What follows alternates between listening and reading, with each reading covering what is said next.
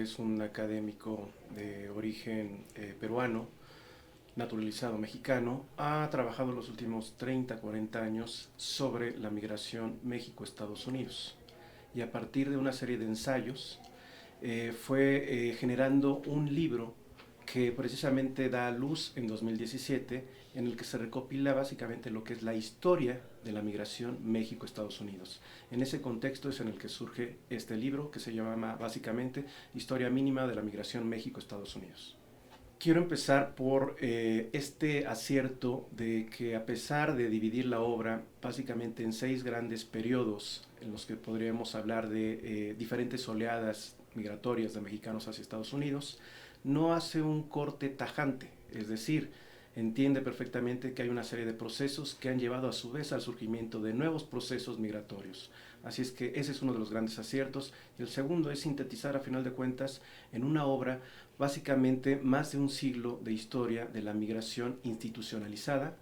entre México y Estados Unidos.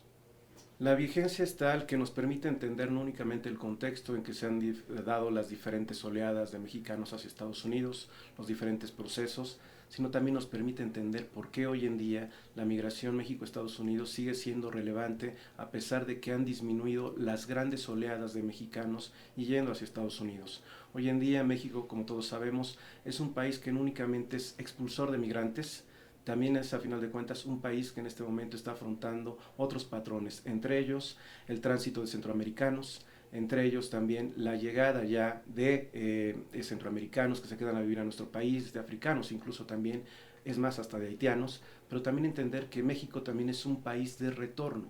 Y en ese sentido hay una serie de políticas públicas que el país necesita urgentemente implementar para atender todos estos procesos migratorios que hoy en día se están viviendo. El libro de Jorge Durán precisamente es lo que nos permite entender qué ha pasado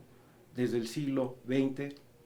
hasta inicios del siglo XXI para, por ende, tener una serie de lineamientos que nos permitan desarrollar políticas públicas para atender tanto a nuestros connacionales en Estados Unidos, como entender por qué las políticas migratorias en Estados Unidos han oscilado entre